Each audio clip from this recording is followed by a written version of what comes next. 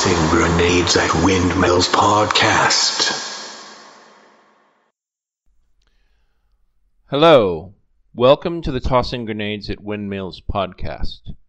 My name is Tom Ricks, and this is the next in a series called 11 Fixes to a Broken Everything.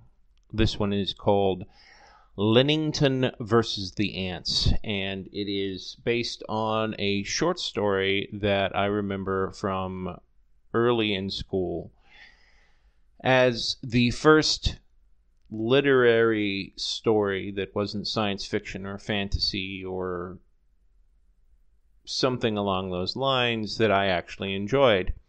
Not going to go into the super details of the story, but long story short, or short story short, it's about a guy who's a rancher in South America, and he gets in trouble because he doesn't listen to people, and there's a whole bunch of ants that make his life a living hell. And in case you're aware of this in nature, there are swarms of ants that can cover huge swaths of territory and do absolutely amazing things like build bridges made of ants, or make rafts out of ants, or make ramps out of ants. And basically the ants kick Lennington's ever-loving ass.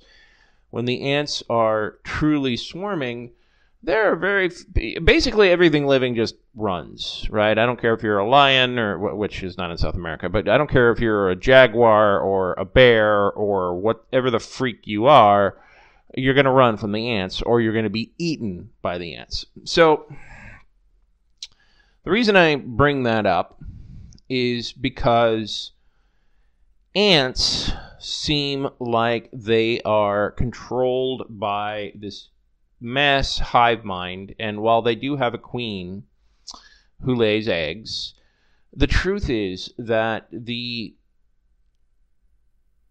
mechanisms that let these ants do what they do is actually a series of relatively simple behaviors, a few dozen chemical pheromones that trigger mass action honed by millions of years of evolution.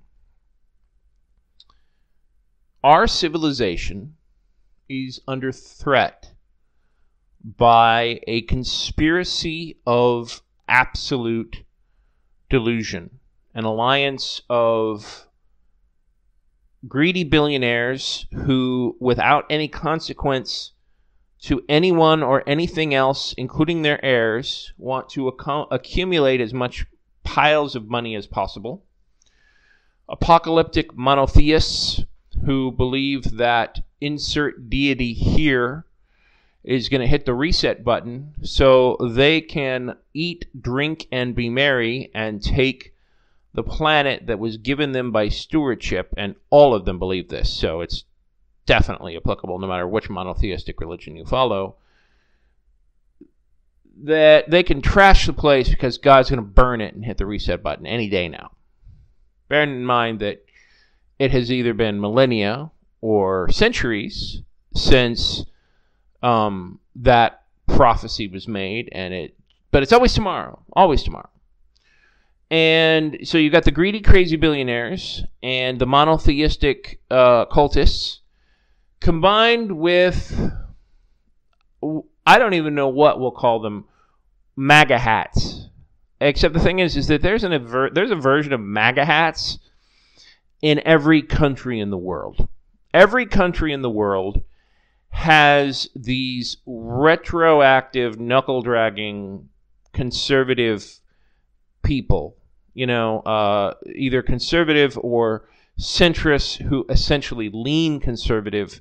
Most of the time, centrists go with conservatives because they don't like to think too much if they have to choose. But you can make centrists choose because centrists, as stupid as they are also greedy, but they are not in denial like most conservatives are. So you look at the poll numbers, most people believe in global warming. Most people don't actually do anything about it because a centrist doesn't want to have to think. A centrist doesn't want to have to work for anything.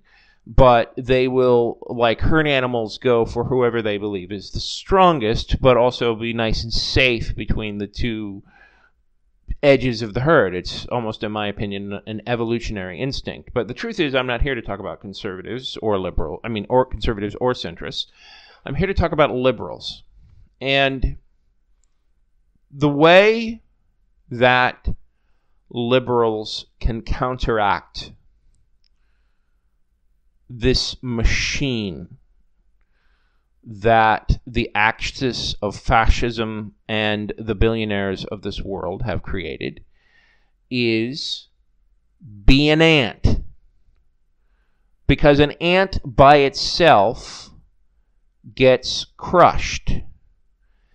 An ant that builds a community and works with other ants can be the scariest motherfucking thing on Earth. And we're getting there. I mean, the left is rising. There are platforms and movements for the left. They have a message, and that message is getting out there. But let me tell you, it's kind of more like Lennington versus the herd of cats, really. And we'll even say they're talking cats, like talking cartoon cats, so they can talk to each other and kind of work with each other.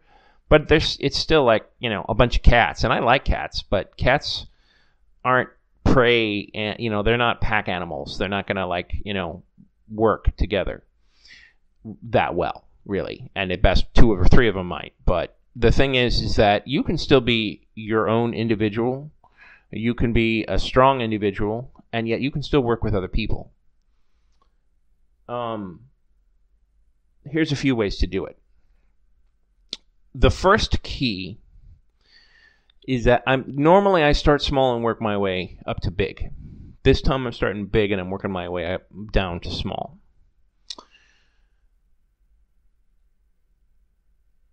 Non-government organizations are typically one of the most effective ways of changing a society outside of a government. They're very effective. Tyrannical governments know that they are effective. The CIA has in fact used them as cover, but actually just the organizations without infiltration have often caused tremendous change. They were very instrumental in causing the fall of the Soviet Union or the Arab Spring. And the fact is that this is why the axis of fascism does not like non-governmental institutions. It's why places like Egypt and Russia now basically say if you get foreign funding, you must register with the government. It's why China cracks down even more and has regulated an entire Facebook prison of points, just like something literally out of Black Mirror, that will restrict your freedoms of, your ability to get a plane ticket or a train ticket or a house if your social media score is sufficiently low. And wait for it, because they will try it in this country if we let the conservatives take power. The conservatives would love to say that that those on the left would do the same thing, but Roy Rogers has it best. He doesn't belong to an organized party. He's a Democrat. But the fact is that we need to organize if we're going to fight these people. And, you look at organizations like Move On, or better yet, Black Lives Matter, the Parkland Kids, Sea Shepherd, a small, dedicated group can indeed facilitate social change. And they've been doing it for quite some time. But what the axis of fascism and the wall of billionaires has are force multipliers. Because they don't just have message organizations or activist organizations, they also have think tanks. And they have support organizations. They have organizations that provide logistics.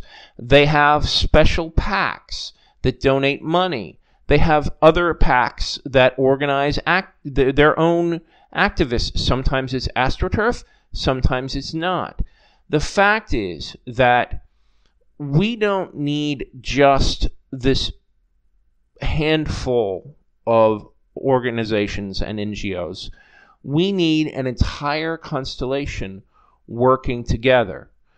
This can't be some giant plan orchestrated by the leader that we're all waiting for. There's a lot of wonderful presidential candidates that are progressive right now, and they're all working together. The way we finally started to get anywhere is unconsciously they are adapting to the message. They are going with the way things work, and that's how a jazz player will work. A jazz player or an improv artist does not actually have some master sheet of music that they follow, but rather they work as a group and learn to work as a group by taking certain cues and signals from each other. In my mind, what I think we really need to see is, in Agile, we call the term scrum of scrums, but in normal language that you're going to understand, what we need is a group that helps create groups. I think a really good formula, normally what happens is a grassroots movement, something like Sea Shepherd or Greenpeace or something like that, comes along and a celebrity enjoys and believes in their message and acts as a force multiplier and pushes and helps act as a spokesman for that message. And sooner or later, enough people believe in it that we actually get legislative change. I think we should flip that on its head and have an organization that acts like almost like a dating service that has a laundry list of things that we need, think tanks, organizations that advocate for renters' rights like Acorn used to do, things like that can match up to a corresponding celebrity. I think that I could sit here and give you probably 100 different ideas, and I might do a podcast at some point where I do that. But the fact of the matter is that what we really need is lots of grassroots organizations to start first. As much as I want there to be a celebrity that picks up on the idea of coordinating these groups and putting this council of liberal organizations together, I am not a celebrity, and nobody is going to come to my door and tell me that I've now been crowned the NGO king and I'm going to be putting these things together with an unlimited budget and unlimited supply of celebrity and unlimited supply of corresponding volunteers to help fix society. My plan is really simple. I'm going to start one of these grassroots organizations. I don't know what it is, I'll be honest. I have yet to pick one, and I'll tell you how I'm going to pick one. Because the nuts and bolts of starting a group is a lot simpler than you think it is. You need at least three people. You could do two, but 3 is the best solid foundation. 3 is a magic number. It's all over literature. It's all over mythology. It's also all over nature. It's a very solid mathematical number. Your group needs to have an idea that people are going to want to listen to and follow. You need a message. You also need a meeting schedule. Like, we're going to meet once a month. We're going to meet once a week. You need a plan. You need a thing you want, and then you need to come up with a plan of how you're going to do that. To do that, you should have a mission statement as well as goals. Short, medium, long-term goals, and a plan of making that happen. If you're serious about it, part of your plan should be expanding the membership of the group, because a group that basically doesn't want to have newcomers is designed to fail. A group that is trying to change things needs to be open, needs to be viral, needs to be decentralized enough that it can split into 2 or cells or chapters or however it needs. And yeah, you can have a centralized leadership, but in a perfect world, you need to make that entity democratic. The less democratic your institution is, the more you're asking for the problems that started to infect unions and that have infected corporations and that have also infected our government. If you're a progressive, you believe in democracy, or you're basically what the right is calling a communist. You either believe in democracy or you don't. So if you're building an organization, make it democratic. Make it lawful. Have a charter. Follow the rules. Follow your own rules. Don't be a tyrant in your own organization. But what is your organization about, right? There's so many things in the world that are wrong, and it seems impossible to change them all. So don't. Pick one or two, and help where you can with the rest, but focus on one or two. If you're devoting your time to something, it has to be something you really care about. And here's a really simple exercise to determine what it is that you really care about. It's called a hierarchy of values. And I actually believe that not only should we have this as a society, but every mission statement and organization should have one as well.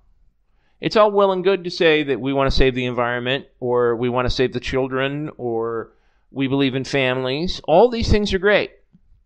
But when you have a finite budget, or more importantly, when you have finite time, you often have to make decisions.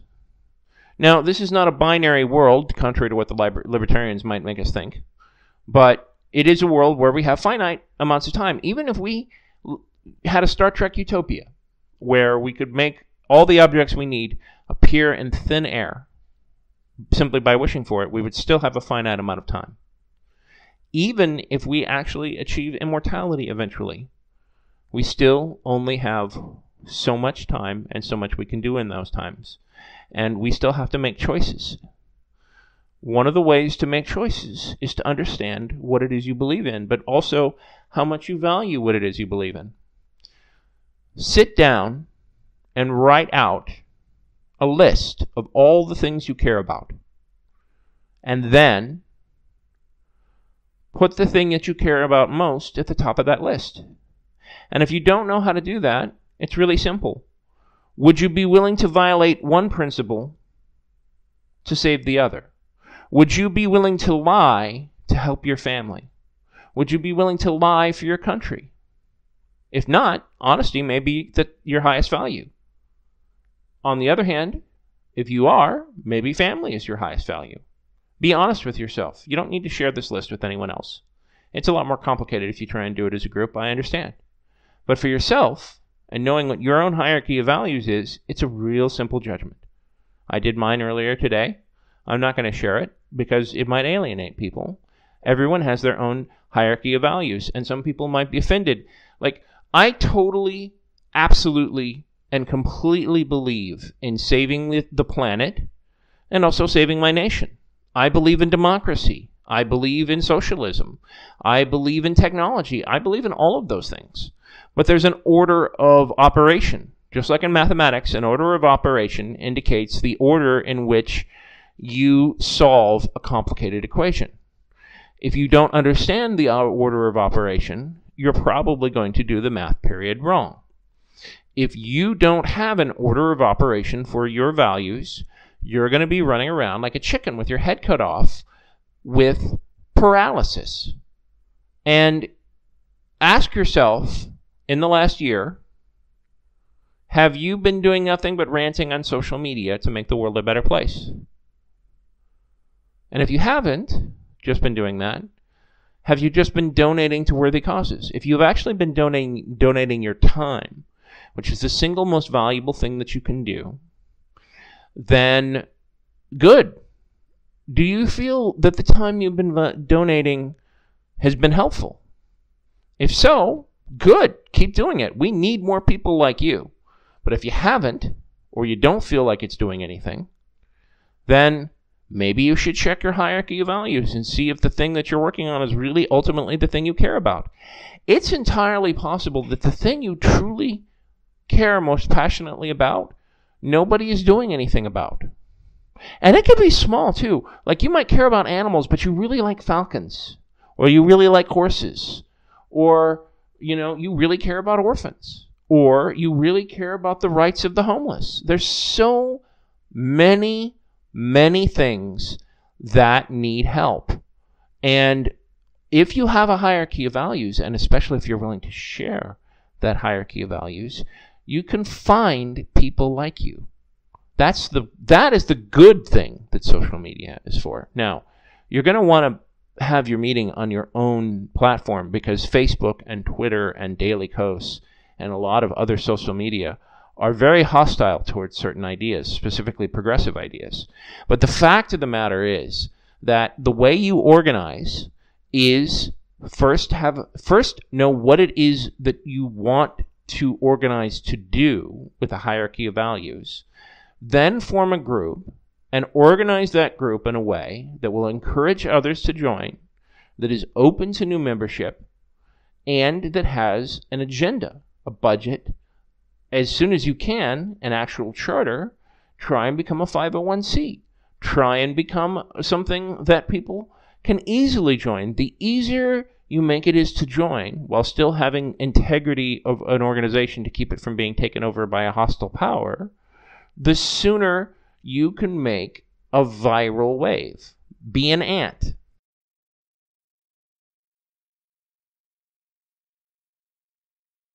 This